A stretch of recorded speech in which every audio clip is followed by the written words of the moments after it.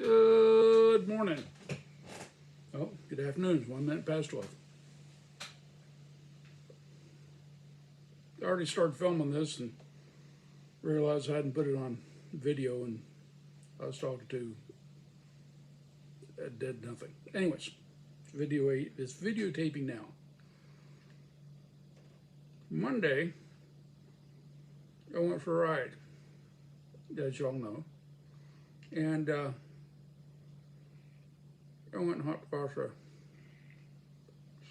across the Ohio on a ferry, and meandered on down the Ohio side of the river.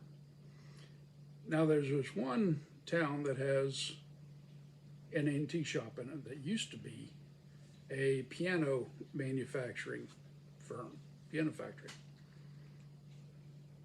And inside they still have some of the original pianos and even some organs from when it was a factory. But it's been turned into an antique mall. And it's a very fascinating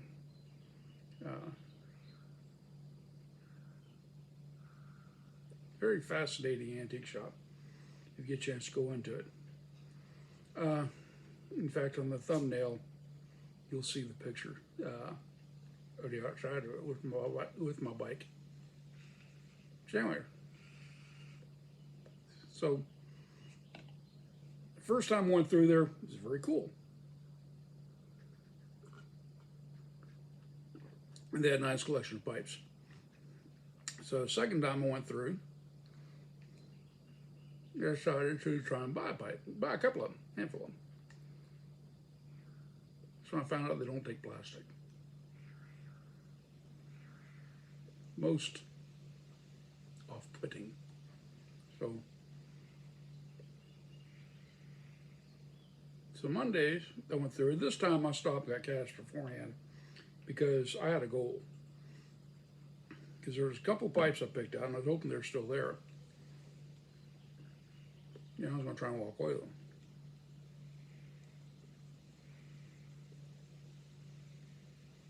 And I did. I took two of them. The second one I'll do a video on later when I research that one. This one, and the reason, by the way, I'm smoking my Ashton this morning. That's my third bowl. 2 bowls previous were smoked in my Dunhill. This is a Dunhill. What, 1953 Dunhill? What else is there to say? You know. And there's a reason for this. This is the pipe that I picked up. Saseini 4-dot. This is, let me put my glasses on because I got all this little, I went and did some research. Somebody went to Pipepedia. So what the fuck is this thing? Because something about it just, I mean, it's just a beautiful, bottom there is flat. I mean, you can set that. Looking at the, you're looking at the grain. I don't think the camera's going to bring out the beauty of that grain, but that briar is just flawless. So start doing a little research. This is a Saseini Pembrok S, made somewhere between 1949 and 1979. Being in the condition, I would say is probably 60s or 70s maybe, and might be a little older, but not heavily smoked at all. Definitely post-war, pre-transition family pipe. Say family pipe. There's a interesting history of these things. Anyways, Mr. Saseini, back around the turn of the century, prior to the turn of the century, worked for the Dunhill firm, the Dunhill family. And he wound up being the plant manager. Well, then he left to start his own pipe company. And he had learned a lot from Dunhill. But the way in which they dry the wood, the briar, Mr. Saseini went into the, okay, instead of, I guess, humidoring or however Dunhill does it, because the dryness of the wood really helps make the pipe. He built ovens. Oh, by the way, his first plant burnt down. He immediately built the second one. But he built ovens where he sticks the briar into the hunks of wood into the ovens, and any of them that split, break, crack, I guess they're used for firewood for the next batch of victims. And it's the ones that survive that in the drying, because when they're drying, they're doing it very slowly. They would stick it in the ovens for a while, take them out, wipe down all the moisture off them that's been baking out of it, stick them back in there. And I know from being a son of a cabinet maker, when you roast wood, when you put wood in an oven like that to dry it out, a lot of it's going to split. And it was the perfection pieces that he was going for. When they made pipes, after the pipe was made, there could be no flaws whatsoever in it. Now this creates this way of drying the wood creates a very nice dry smoking pipe, like the Dunhills, like the Ashens. This mark is right up there with Dunhills as far as quality of smoke, being a fine English pipe. The Saseinis are terribly underrated. Anyways, but there's a fascinating, for those of us who collect, it's a fascinating story. You know, this is a 4-dot. They also had 8 dots where they'd put 4 more dots on the side. That was strictly for the American market because, you know, we want everyone to see from both sides that we're smoking a 4-dot and an 8-dot. That's Saseini. Anyway, so when he started his company, he started off, okay, he's going to do 1 dot. We couldn't do 1 dot on top, not a white dot, because that was Dunhill's. So he went with a blue dot. Dunhill started soon fighting back and forth, so he decided to move it to the side and go to 4 dots. He couldn't do, in Europe, he could do the 1 blue dot on top. But in the United States, where 90% of his pipes are going, our laws on marking your stuff are a bit stricter. So he went with the 4 dots and moved to side, went to 4 dots, and they're marked as blue. Now, this may be very faded over time, which might make it an older pipe.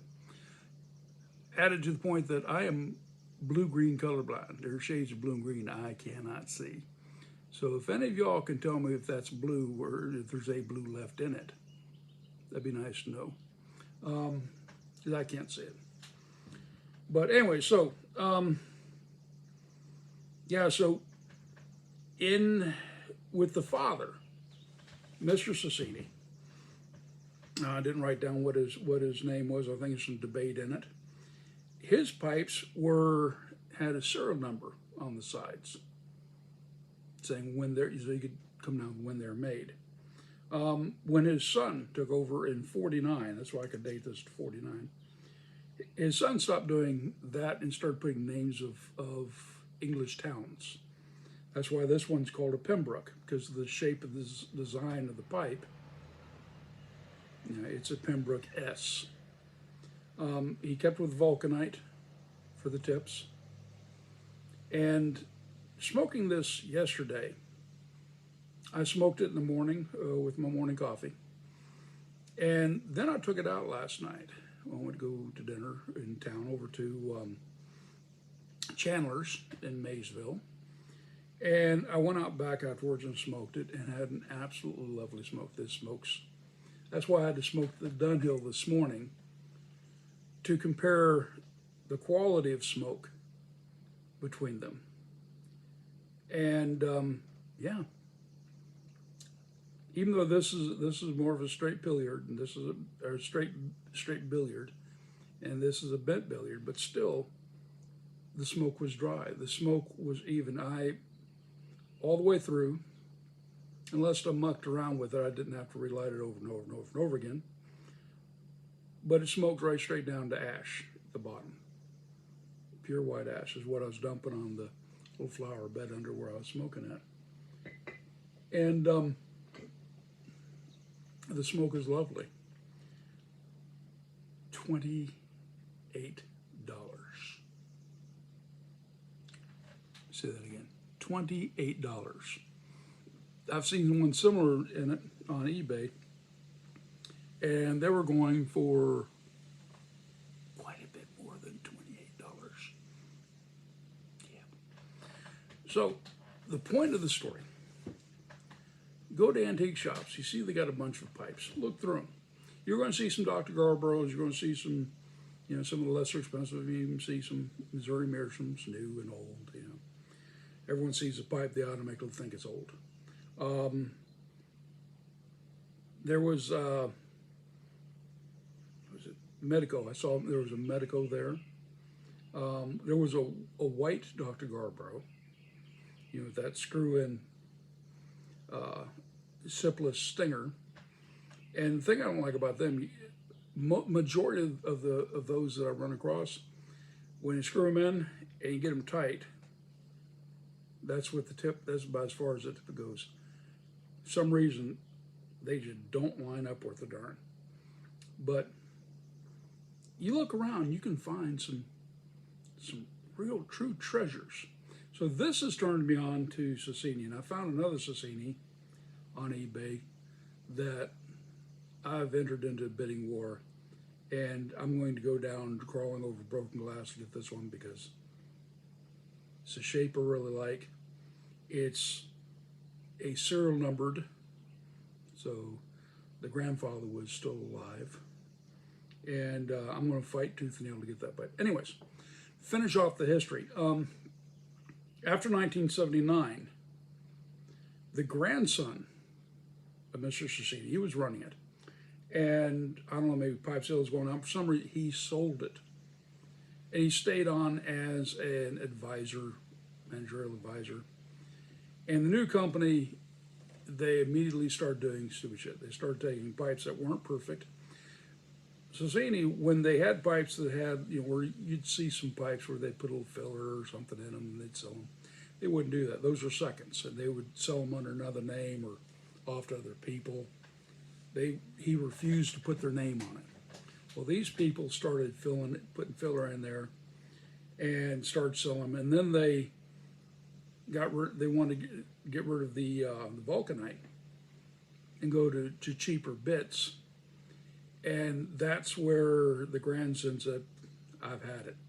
He got tired of fighting with him, arguing with him. He didn't like what they were doing with his family's legacy, which, I don't think he should have sold, but, I'm not in his shoes. I don't know what financial situation he's in or what. But he walked away from the company. He walked away from it at that point, his hands off. So the Saseinis you buy now are not family pipes in any way, shape, or form. And the quality is going to be dubious at best. But these older Saseinis, 1979 back, seek them out. I mean, they got some of the fishtail, it thins up dramatically here, what is nice white fishtail in some of them. And I saw the price tags in, and they were kind of like, you want what? I'm like, condition. You want how much? So, but for the collection part, yeah. If you're buying it to make money, hold on. Excuse me. If you're wanting to buy the pipe to make money, then I don't know. I don't know what to tell you. This is something that, yeah, eventually these are going to go back up. I believe they'll go back up to where they should be, but that's not a guarantee. But for the enjoyment of smoking a fine English pipe, where you can't afford to buy an old done. By the way, the old Saseinis are worth a lot more than the new ones, and that's what a lot of people. Well, I can buy a new one. I can buy a new Ferrari versus buying a '54 Ferrari. one is fine sweeter than something's pushed out by machines.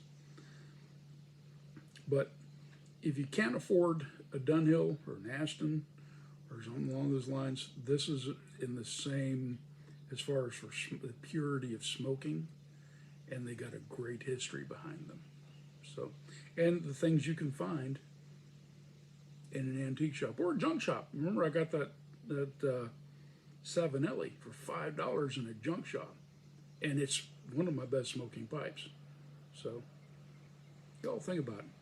Take care. Watch Top Notch. And by the way, yeah, this is the morning after, so